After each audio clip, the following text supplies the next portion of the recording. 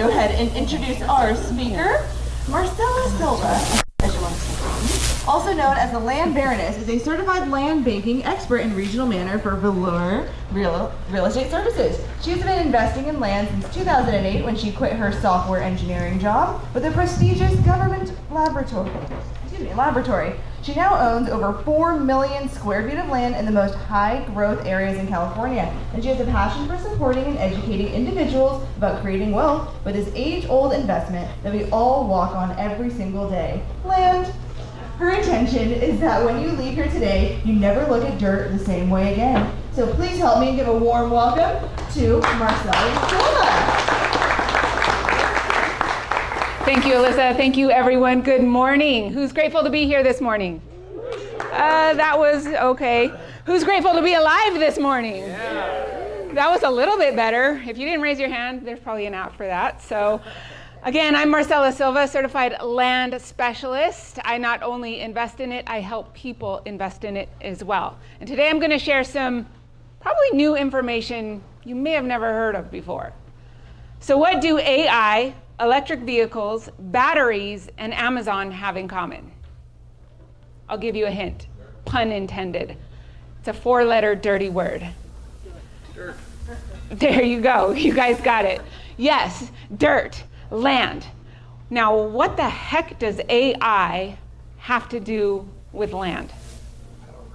Good question. So today I'm going to talk about the essential role of land in emerging trends and technologies, how investors are profiting from this, and what's in it for you guys. We'll start with economics.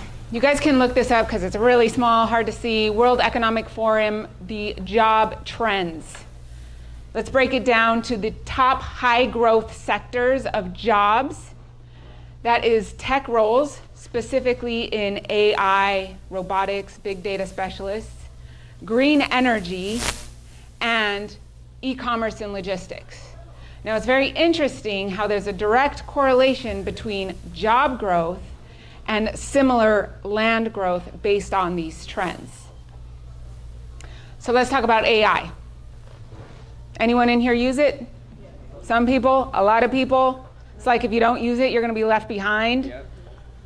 That's at least what they're telling you. Well, there's something that they don't talk a lot about, and it's the voracious appetite that AI has for energy. Without energy, there's no AI. Without energy, there's no cell phones or internet or all the things that we love, right? It's so big, it is estimated that it costs about 30 times as much energy to power AI than it does to do just a simple Google search. 30 times. So think about that next time you're using ChatGPT. They're estimating, according to the International Energy Agency, by the year 2026, global data centers will consume the same amount of energy as the entire country of Japan by next year.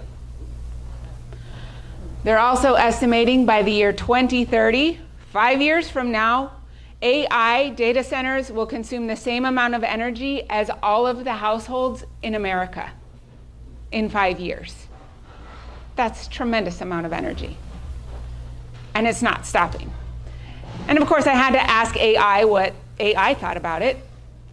AI said, an AI search on language GPT-3 can emit over 1,400 pounds of carbon dioxide, whereas a typical Google search only emits 0.2 grams of carbon dioxide. 1,400 pounds, 0.2 grams. You can see the difference. That's what AI had to say. Here's just a growth example of the data center energy supply from January 2023 to November 2024. Constant, steady growth up, a lot more in the pipeline to go. This thing has just started. So they are calling this the next industrial revolution: AI, data centers, robotics. And that is also coupled in with clean energy that is going to be supplying the AI, which is called the era of electrification intelligence. And the main AI culprits out there, like Meta, Amazon, Microsoft, Google, Apple, they are all committed to going with clean energy, which is good news for the planet, of course. As a matter of fact, these are the net zero goals for these different companies. 2030, 2040, meaning that they want to be providing all of their energy from clean energy sources by these timeframes. And this is in alignment with what is called the Paris Climate Agreement that countries across the globe have all agreed to, going net zero by the year 2050. Data centers, of course, the backbone is their energy, and that needs to come from clean energy. This is a major transition, and these companies are committed to going green. So this is where land comes into it. You can't create the energy without the land, specifically the clean energy. Even more specifically, solar energy. And I'll get into why solar specifically. There's a lot of different clean techs out there, but this one happens to be the cheapest. Clean tech investments are expected to hit $670 billion in 2025, with solar leading the charge. And that's still not enough to meet the clean energy goals that we have in the world. You can see solar is leading the race by miles. This is a study that was done by the International Energy Agency comparing the amount of investments that went into solar energy versus all other energy forms, including fossil fuels. In 2024, more money went into solar installations than any other form of energy out there, again, including fossil fuels. And it's not slowing down, even though there are some folks out there who are trying to stop it. Solar stands apart because it's simple, it's easy, it's scalable, and it's the cheapest form of electricity in history. That is why, I think one of the biggest reasons why it's moving to solar is because it's the cheapest. That is critical in our race for energy independence. In 2024, at least 500 gigawatts of new solar had been installed, producing more electricity than new nuclear was added over the last 30 years. In 2025, renewables surpassed coal to become the largest source of electricity generation. That happened this month. According to the International Energy Agency, by 2025 and 2026, solar and wind will pass that of nuclear energy. By 2028, we will be at about 42% clean energy globally. By 2050, according to the International Renewable Energy Agency, we're expected to be at 90% renewable energy by 2050, ultimately close to hitting those goals. And then Senate Bill 100 here in California says by the year 2045, 100% of California's energy must come from alternative energy sources. So a lot of the energy that you guys are using that are powering the homes that you guys are selling is actually coming from the solar projects that is on the land that myself and my investors are investing in. And we're at about 44% renewable energy here in California. But as you can see, our energy needs are growing. AI, tech, data centers, that's a huge one. Don't even get me started on robots. That's a whole new thing that's coming in. Can't run robots without energy. And then we add in this one, electric vehicles. I don't know about you guys, but I see way more electric vehicles on the road today than I did just a few short 3 years ago. 1 in 4 vehicles sold will be electrified in 2025. All car companies out there are retooling their manufacturing plants to go to electric vehicles. How are these things going to be charged? Just this week, actually, California announced there are more electric vehicle charging stations than there are gas pumps here in California. According to them, 50% more. Where is that energy coming from? Last year, they hit the goal of an electric vehicle charger within every 50 miles here in California. So how much energy does an electric car take? This is a 2017 Nissan Leaf. This is probably the little car that you're honking at on the freeway because they're going the speed limit. It takes about the same amount of energy as one home, 30 kilowatts of energy roughly. Of course, depends on the size of the house. Some of those houses you guys were talking about, probably a little more. Tesla, average charge between 60 to 100 kilowatts, depending on how fast you're going. Those things are pretty darn fast. Now we're talking 3 times the amount of one single family home. That's a lot of energy. Sounds like a lot of energy, but the crazy thing is electric vehicles use way less energy than gas-powered cars. This was a study done by Yale University. If you are powering an electric car with wind or solar, it is 77%, it uses 77% less energy than a gas-powered car.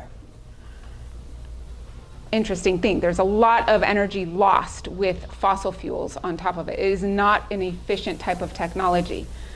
And then there's another even bigger situation coming down the road, and that is the huge semi-trucks.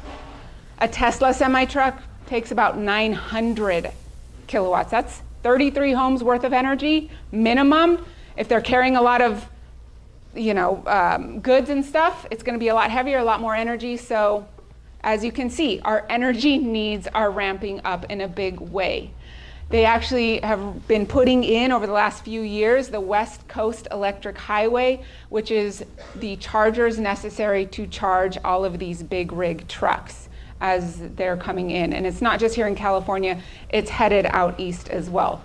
Billions of dollars has already been invested in this. They're not spending billions of dollars, actually at this point to the tune of trillions of dollars for no reason. And that leads me to shopping online, because what are those big trucks for? Shopping. We all love to buy the things. And now it's really easy to buy the things on your phone, right? Who doesn't love Amazon? They deliver right to your house. Well, shopping online also requires a lot of land. Why? Have you seen an Amazon facility? Those things are massive. We also happen to be investing in the last remaining developable land for some of these projects. Here's one of my properties. You can't really see it there. That's a little yellow pin. Anyways, when I bought it for $1.15 per square foot, there was a few projects around there, whole bunch of land. And now this is what that area looks like, covered in massive distribution facilities, all because people love shopping online. Goodbye are the days of the commercial centers, and hello are the massive Amazon facilities.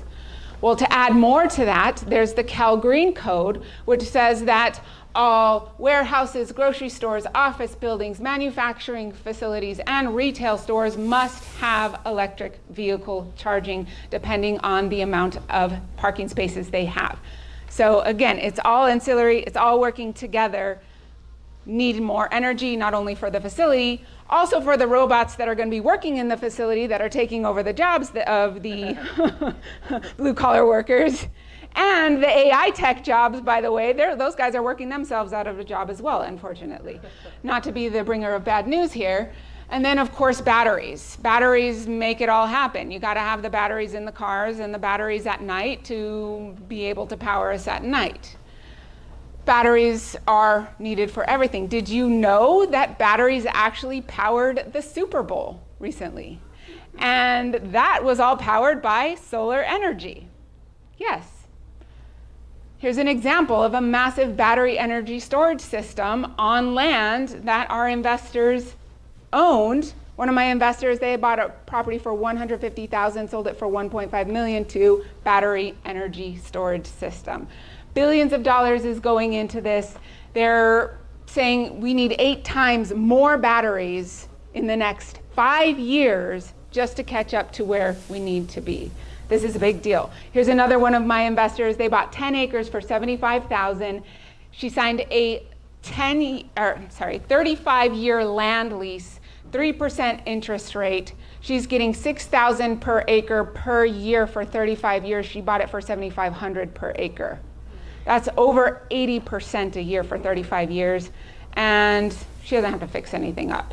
So here's some more pictures of what's happening out there. Billions of dollars being spent on projects, on infrastructure, and these things can't just go anywhere and everywhere. If people think they have land, well, it has to be the right land. There has to be the right amount of solar exposure. There has to be the necessary infrastructure that's there. It has to be developable land.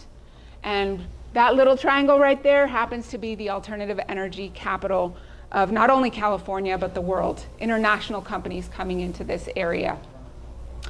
How much land has already been consumed?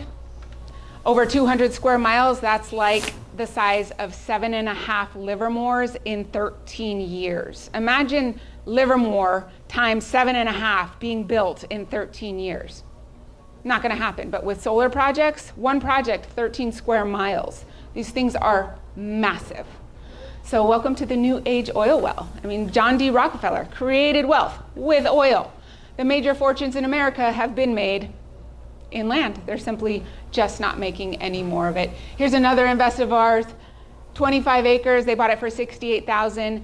They are getting $2,500 per acre per year, so close to just a little over $64,800 per year on this property. They bought it for $68,000 for 35 years, and in the end, they still own the land. So we're living through one of the most important times in history. Lots of opportunities to be had if people see them or fear them, whatever the case may be. What's in it for you guys? We pay phenomenal referral fees. So if you guys are all about sharing opportunities, we'd love to partner with you. If you want to talk further about it, please let me know. It gives you guys also an additional product line to offer to your customers as well. Why sell them just the hamburger when you can include the fries and shake as well? This is the average investment range. I'm going to end it here. You can come up to me. We can talk. There's my husband in the back as well. We are a team. If you want to learn more, feel free to scan that QR code. And I really appreciate your time today, you guys. Spread the love, spread the joy, and we will talk to you guys soon.